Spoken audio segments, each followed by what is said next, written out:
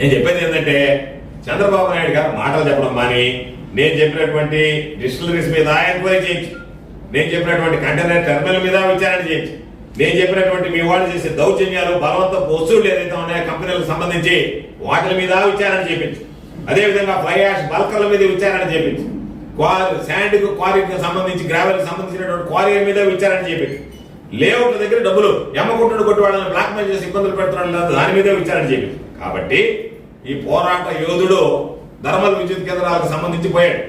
ఆ ధర్మల్ విద్యుత్ కేంద్రాలకు పాపం అందరూ ఏదో కమ్యూనిస్టులు అందరు కలిసి చేస్తున్నారు పోరాటం.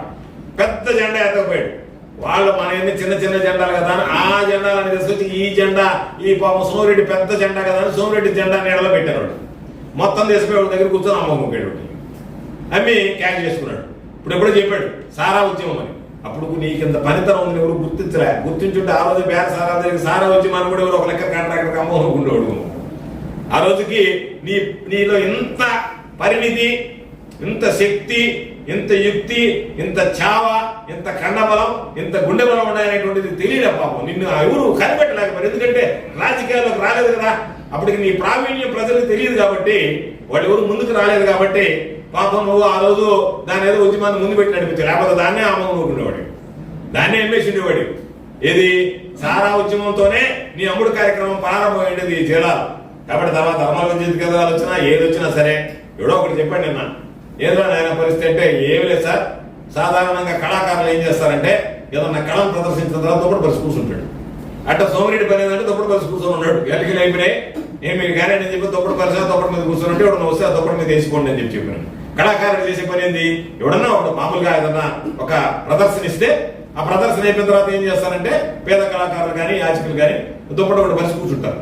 అంటే నేను ప్రదర్శించినటువంటి దాని మీద ఏమి అట్టా అయ్యా నేను ఏదో ఎన్నికల్లో గెలిచాను, నేను నా ప్రదర్శనకి మీరందరూ ఇష్టోధికంగా సహాయ సహకారం అందించండి అని చెప్పి, కాకపోతే మామూలు అర్థిస్తారు, నువ్వు బెదిరిస్తున్నావు. పెద్ద తేడా లేదు ఇద్దరికి. వాళ్ళు అర్థిస్తారు అయ్యా ఏంటి అని ఏదన్నా దానం చేయండి, నువ్వు ఇస్తావా ఈ వారానికి నేను అంత చూడమంటావు, బెదిరిస్తే అంత వేయించుకుంటున్నావు, అంతే తేడా. కాబట్టి ఎన్నికల్లో గెలిచావు, దుప్పటి పరిచేశావు, వాటికి సంబంధించినటువంటి దాంట్లో అన్ని కార్యక్రమాలు ఉన్నాయి. కాబట్టి నీకు కానీ తెలుగుదేశం పార్టీకి కానీ చంద్రబాబు నాయుడుకి కానీ చిత్తశుద్ధి ఉంటే నేను ఈ రోజు ఆరోపించినటువంటి అంశాల మీద విచారణ చేయించి దీంట్లో పాత్ర, ఎందుకంటే ఈ రోజు నీ ప్రభుత్వం ఉండొచ్చు, రేపు ప్రభుత్వం మారచ్చు. గతంలో కూడా నువ్వు చేసినటువంటి ఇబ్బందులకి ఆ రోజు నీరు చెట్టు కింద నువ్వు దోచుకున్నావు. ఏ విధంగా దోచుకున్నావో నాకు తెలుసు. ఎందుకంటే నీకు ఇచ్చింది మాన్యువల్ రేట్, నువ్వు చేసింది మిషన్లతో. తెలిసిన తర్వాత తెలియనటువంటి వాడు కాదు. నీలాగా పెద్ద చదువు చదువుకొని చీఫ్ ఇంజనీర్ స్థాయి అవుతుంది. నేను మామూలు బీటెక్ చదువుకున్నటువంటి సివిల్ ఇంజనీర్ నేను. కాబట్టి నాకు అంత మాత్రం తెలియకపోలే. కాకపోతే ఆ కాగితాలని తీసుకొస్తే ఉద్యోగస్తులు నా దగ్గరికి వచ్చి సార్ ఏదో చెప్పారు చేశాం పొరపాటు, ఈరోజు మేము దానివల్ల లబ్ధి పొందింది ఏమి లేదు, మా చేత చేయించారు, లబ్ధి పొందాం, ఈరోజు మీరు దీని మీద చర్యలు తీసుకుంటే మా కుటుంబాలు వీధిని పడతాయంటే ఆ ఉద్యోగుల శ్రేయస్సును చూసి ఆ ఉద్యోగస్తుల ముఖం చూసి ఒక్క దాని మీద కూడా ఎంక్వైరీ వేయించలేదు.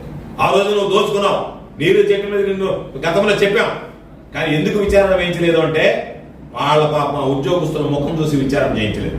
అందుకని ఈరోజు మరలా ఉద్యోగస్తులు ముందుగానే చెప్తున్నాం, ఇటువంటి పొరపాట్లు మరలా పునరావృతం అయితే ఈ ప్రభుత్వం ఎన్ని రోజులు ఉంటుందో తెలియదు, ఎప్పుడు ఎవరు వస్తారో తెలియదు.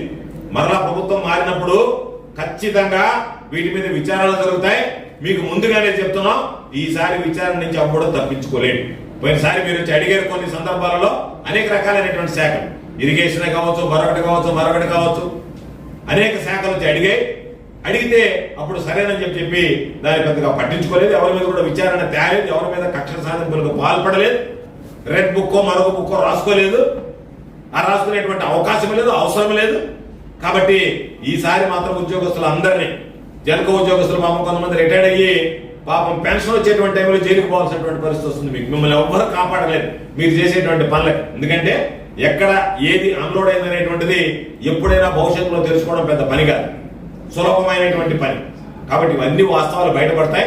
సోమిరెడ్డి కూడా అంతఃపురంలో చేస్తారు. ఎందుకంటే అలీపురంలో ఇంటి తోడు రికార్డ్ 47 రోజుల్లోనే నెల్లూరులో ఒక ఇల్లు కొని రిజిస్టర్ చేసుకున్నాడు 6.5 కోటి తాను రెంట్కు ఉండేటువంటి ఇల్లు. కాబట్టి ఆయన ఇల్లు మీద ఇల్లు కొనుక్కుంటా కట్టుకుంటా పోతాడు. రేపు బెంగళూరులో ఒక ఇల్లు కొంటాడు, హైదరాబాద్లో కొంటాడు, దుబాయ్లో కూడా కొంటాడు. ఈ సంపాదన ఇట్టే కానీ ఉంటే ఆ దుబాయ్కి వెళ్ళాడు అనుకో, తర్వాత మీరే దొరికేది, మీరు ఇబ్బంది పడేది మీరే. సోమిరెడ్డి కొడుకు ఉన్నాడు, ఒకటి దుబాయ్లో ఉంటాడు, ఒకటి స్విట్జర్లాండ్ లో ఉంటాడు. అందుకని ఇబ్బంది పడేది మీరే. కాబట్టి ఖచ్చితంగా వీటన్నిటి మీద కూడా నేను చెప్పినటువంటి అంశాల మీద ప్రభుత్వం విచారణ జరిపించాలని, ముఖ్యమంత్రి గారు విచారణ జరిపించాలని, సోమిరెడ్డి కొడుకు దురాగతాలు, అవినీతి, అన్యాయాలు, అక్రమాలు ఆపుదల చేసేటువంటి విధంగా చర్యలు తీసుకోవాలని ప్రభుత్వాన్ని డిమాండ్ చేస్తున్నాం. తప్పనిసరిగా వైఎస్ఆర్ కాంగ్రెస్ పార్టీ పక్షాన ఈ జిల్లాలో, ఈ నియోజకవర్గంలో ఎవరు ఏ విధంగా దౌర్జన్యాలకు పాల్పడినా సరే ఎక్కడ విడిచిపెట్టకుండా, అధికారం ఉంది కదా అని అధికారం ఉన్నటువంటి ఆ ఉడత బెదిరింపులకు బయలుపడేటువంటి పిరికివాడిని కాదు. ఖచ్చితంగా నేను అందుకని చెప్తున్నా, కార్యకర్తలు ధైర్యంగా ఉండండి. మీ ప్రాంతాల్లో ఎక్కడైనా అన్యాయం జరిగినా ఎదిరించండి, ఏమి ఇబ్బంది లేదు. కార్యకర్తలకు అండగా ఉంటాం. వైఎస్ఆర్ కాంగ్రెస్ పార్టీకి సంబంధించినటువంటి వాళ్ళ మీద దౌర్జన్యాలు, వాళ్ళకి సంబంధించినటువంటి భూములు బలవంతంగా లాక్కోవడమో అటువంటి విషయాల మీద కూడా ఎవ్వరు భయపడాల్సినటువంటి అవసరం లేదని చెప్పి ఈ సందర్భంగా తెలియజేస్తూ మరొకసారి ప్రభుత్వాన్ని నేను పేర్కొన్నటువంటి